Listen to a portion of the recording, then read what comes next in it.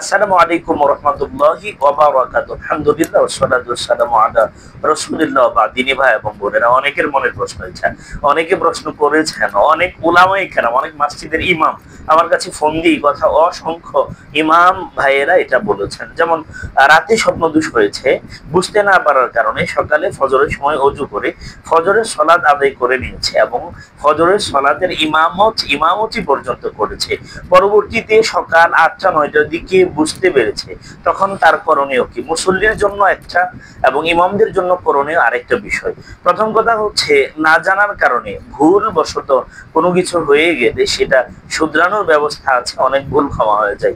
পরবর্তীতে যদি কোনো মানুষ সালাত আদায় করে, যদি কোনো মুসল্লি বুঝতে পারে যে তার এমন হয়েছে, তার কাজ হচ্ছে পরবর্তীতে উক্ত সালাতের কাজা আদায় করে নেবে। কোনো মুসল্লি যদি এমন হয়, কোনো মুসল্লি মুক্তাদির যদি এমন হয়, এখন ইমামের যদি এমন হয়, যদি ইমামের এমন হয়, সেক্ষেত্রে ইমাম যতজন মুসল্লি তার পেছনে ফজরের সালাত আদায় করেছে, প্রত্যেককে ফজরের সালাত আলাদা আলাদা আদায় করে নিতে, কাজা আদায় করে নিতে আদেশ করবেন। যদি না করে থাকেন, কিয়ামতের কঠিন ময়দানে ওই নামাজের দায়ভার ইমামের উপরে বর্তাবে। মুসল্লিদের না জানার কারণে সালাত হয়ে যাবে, কিন্তু ইমাম মুসল্লি কারোই তো সালাত হওয়ার কথা না, কারণ রাসূল হাদিসে বলেছেন, লা তুকবালু সালাত ইল্লা বিতুহুর।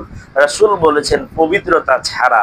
রাসূল বলেছেন কিতাবু তাহারা অধ্যায়ে, আমরা সুনানে তিরমিজির হাদিস,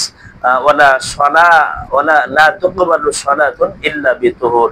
রাসূল বলেছেন পবিত্রতা ছাড়া, অপবিত্র অবস্থায় সালাত আদায় হয় না।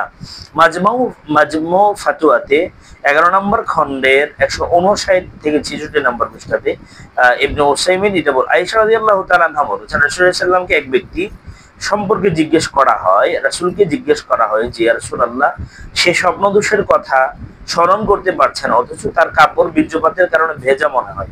রাসূল জবাবে বললেন, তাকে গোসল করতে হবে। অতঃপর তাকে এক ব্যক্তি সম্পর্কে জিজ্ঞাসা করা হয় যে তার স্বপ্নদোষ হয়েছে বলে মনে হয়, কিন্তু তার কাপড়ে কোনো চিহ্ন দেখতে পায় না। জবাবে রাসূল বললেন, ওই ব্যক্তির গোসল করার প্রয়োজন নেই।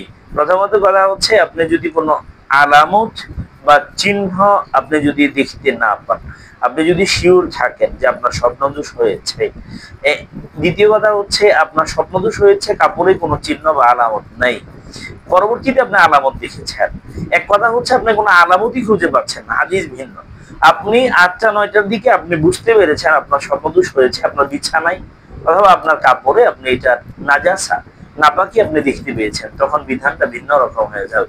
দিনী ভাই এবং বন্ধুরা, আমরা ব্যক্তিগত সালাতের ক্ষেত্রে নিজে কাজা আদায় করে নেব, জামাতের ক্ষেত্রে, ইমামতের ক্ষেত্রে সকল মুসল্লিদেরকে কাজা আদায় করায় নিতে হবে। আল্লাহ আমাদের বোঝা, আমাদের তৌফিক দিন।